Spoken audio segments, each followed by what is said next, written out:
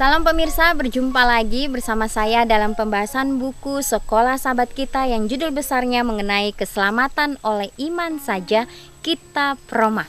Ya, di sini bagaimana Paulus membawa setiap pemikiran kita untuk kita tetap memandang kepada Tuhan. Biarlah tatapan kita tetap terfokus hanya kepada Tuhan. Dan bagaimana di sini ya kita dilatih untuk hari demi hari untuk mempunyai karakter seperti Kristus. Ya, bagaimana Paulus melakukan akan setiap pekerjaannya dengan penuh semangat. Dia melakukan apa yang menjadi bagiannya, selebihnya dia serahkan itu kepada Tuhan. Biarlah kita juga, ya, setiap umat manusia yang hidup di akhir zaman ini, biarlah kita meminta akan tuntunan Tuhan setiap hari, sehingga kehidupan kita hari demi hari boleh menyerupai akan karakter Kristus. Pada saat ini saya mengundang akan seluruh anggota keluarga dan saudara-saudara semua. Baiklah, kita boleh berkumpul bersama-sama. Kita akan mempelajari nasihat firman Tuhan pada saat ini. Dan biarlah rencana-rencana Tuhan itu akan menjadi bagian masing-masing kita. Kita akan masuk ke dalam judul Yesus Adam kedua. Sebab itu sama seperti oleh satu pelanggaran semua orang beroleh penghukuman, demikian pula oleh satu perbuatan kebenaran semua orang beroleh pembenaran untuk hidup. Jadi sama seperti oleh ketidaktaatan satu orang semua orang telah menjadi orang berdosa. Ya, demikian pula oleh ketaatan satu orang semua orang menjadi orang benar. Dalam Roma 5 ayat 18 dan 19. Apakah perbedaan yang ditampilkan di sini bagi kita? Pengharapan apakah yang ditawarkan kepada kita dalam Kristus? Sebagai manusia, kita tidak menerima apapun dari Adam kecuali hukuman mati. Namun Kristus melangkah masuk dan melewati tempat di mana Adam jatuh, bertahan dalam setiap ujian demi manusia. Dia menebus kegagalan dan kejatuhan Adam yang memalukan. Dan kemudian sebagai pengganti kita, dia menempatkan kita ke tempat yang menguntungkan bersama Tuhan. Oleh karena itu Yesus adalah Adam kedua.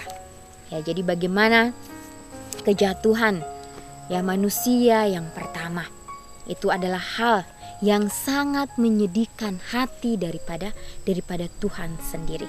Ya, bagaimana di sini juga Adam menunggu ya akan penebusan itu. Ya, Adam menunggu dari setiap keturunannya. Tapi pada saat itu Adam tidak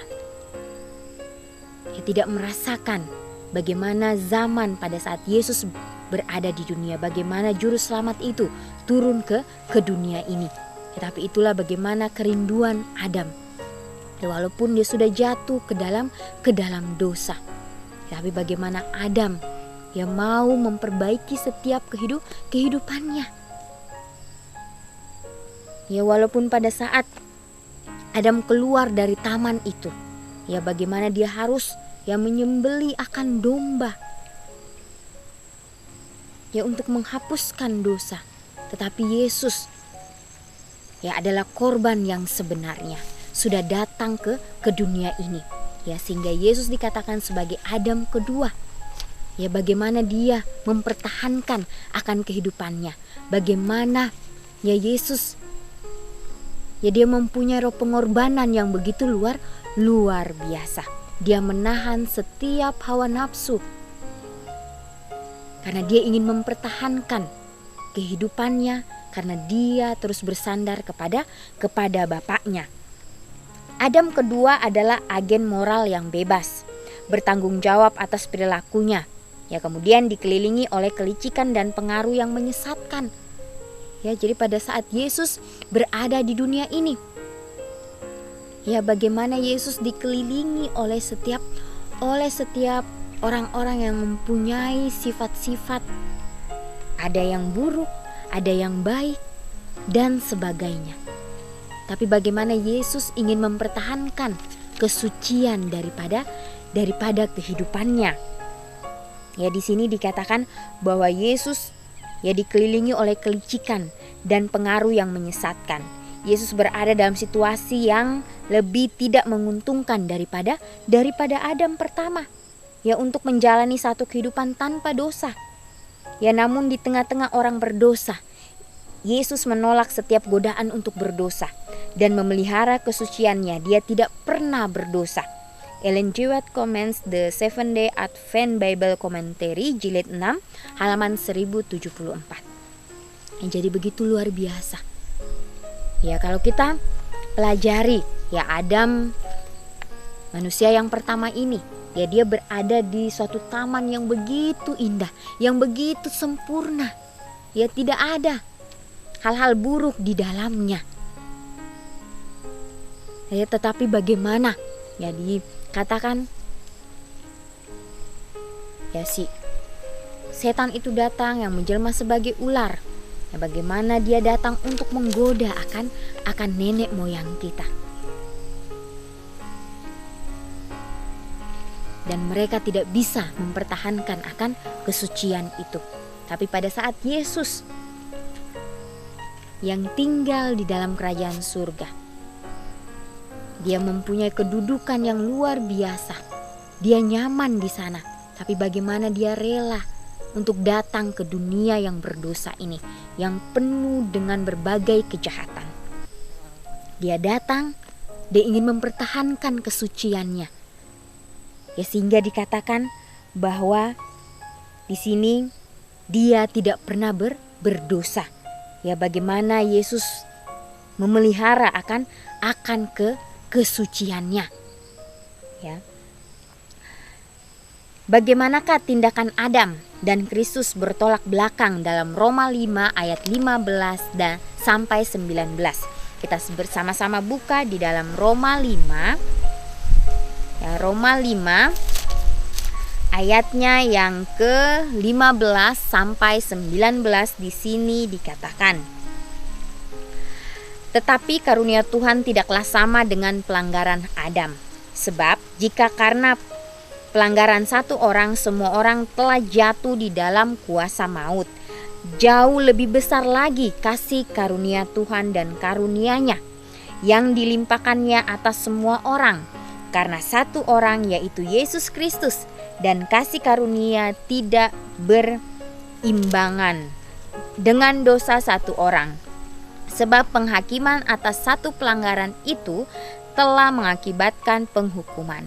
Tetapi penganugerahan karunia atas banyak pelanggaran itu mengakibatkan pembenaran. Sebab jika oleh dosa satu orang maut telah berkuasa oleh satu orang itu, maka lebih besar lagi mereka yang telah menerima kelimpahan kasih karunia dan anugerah kebenaran akan hidup dan berkuasa oleh karena satu orang itu, yaitu Yesus Kristus. Sebab itu, sama seperti oleh satu pelanggaran, semua orang beroleh penghukuman. Demikian pula oleh satu perbuatan kebenaran, semua orang yang beroleh pembenaran untuk hidup. Jadi sama seperti oleh ketidaktaatan satu orang, semua orang telah menjadi orang berdosa. Demikian pula oleh ketaatan satu orang, semua orang menjadi orang benar. Ya, jadi bagaimana Adam yang pertama dengan Adam yang kedua, yaitu Yesus, yang mempunyai perbedaan yang bertolak belakang. Ya, waktu Adam yang pertama ke dunia ini, bagaimana dunia ini penuh dengan kedamaian, penuh dengan sukacita daripada surga. Tapi tidak mempertahankan akan kesucian itu, melanggar akan perintah Tuhan. Yesus yang turun ke dunia ini, dunia sudah berdosa. Tapi bagaimana Yesus? Dia mempertahankan akan kesucian itu. Jadi ini hal yang sangat menarik, yang tentunya dapat menginspirasikan masing-masing kita. Karena kita pun sanggup untuk melakukan apa yang Yesus sudah lakukan. Kalau kita mau menyerahkan itu sepenuhnya kepada Tuhan, pasti Tuhan akan memampukan kita dan menyanggupkan kita. Jadi Adam sudah melanggar dan itu sampai sekarang. Dosa itu sampai sekarang. Tapi Tuhan datang untuk menyelamatkan kita. Dia membenarkan kita.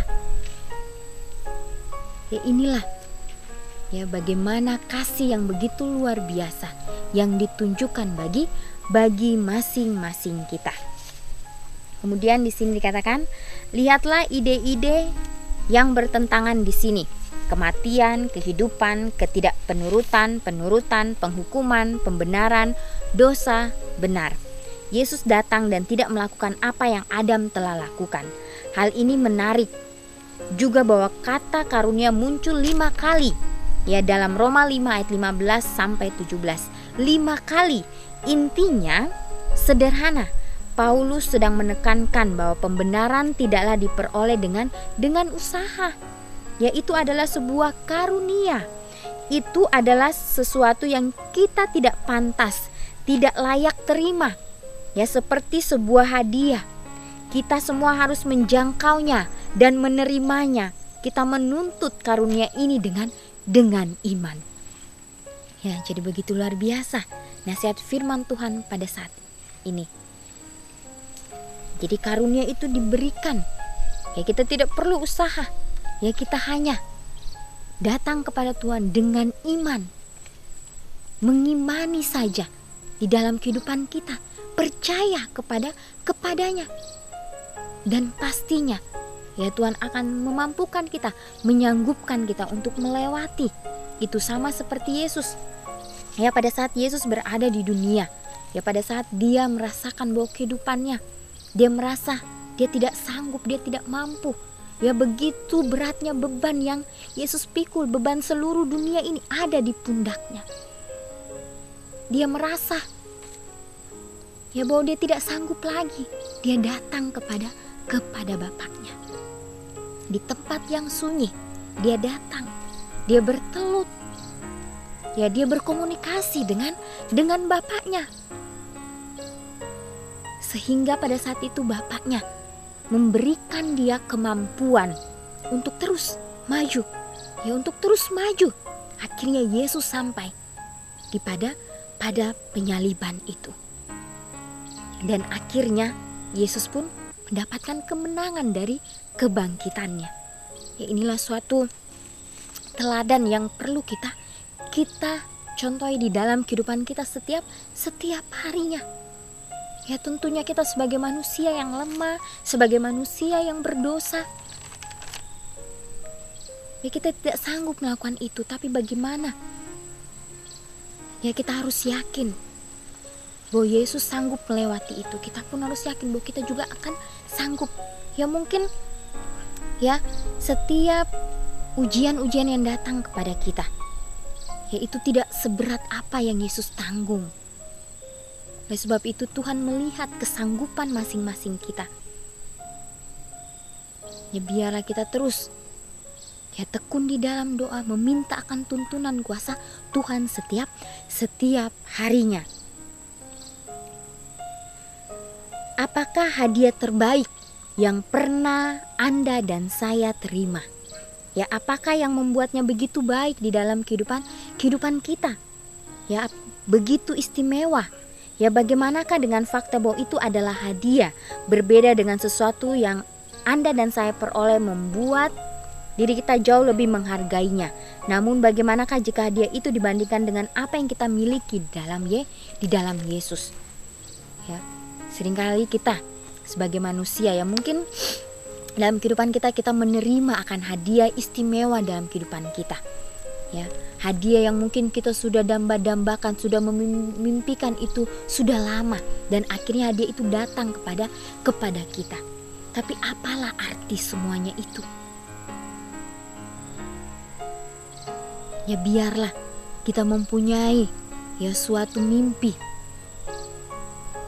Mimpi bagaimana kita mau merubah akan karakter kita.